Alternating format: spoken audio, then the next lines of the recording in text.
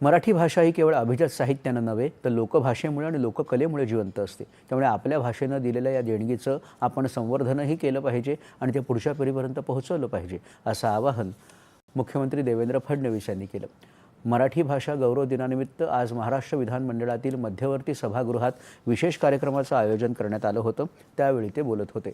विधान परिषदेचे सभापती राम शिंदे, विधानसभेचे अध्यक्ष राहुल नार्वेकर, उपसभापती डॉक्टर नीलम गोऱ्हे, उपमुख्यमंत्री एकनाथ शिंदे आणि उपमुख्यमंत्री सुनेत्रा पवार तसंच इतर मंत्री आणि आमदार या कार्यक्रमाला उपस्थित होते.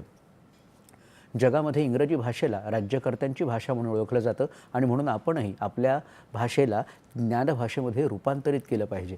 त्यामुळे मराठीत शिकलेल्या व्यक्तीसाठी मोकळी वाट आपण तयार करू, असं मुख्यमंत्र्यांनी सांगितलं. व्यवहाराची भाषा म्हणून मराठीचा वापर आपण सर्व क्षेत्रात प्रभावीपणे करायला पाहिजे. त्यासाठी सर्वांचं योगदान गरजेचं आहे, असं सांगत उपलब्ध साधनांचा प्रभावी वापर, मराठीची कीर्ती सातासमुद्रापलीकडे फडकत ठेवायची आहे, असं उपमुख्यमंत्री एकनाथ शिंदे म्हणाले.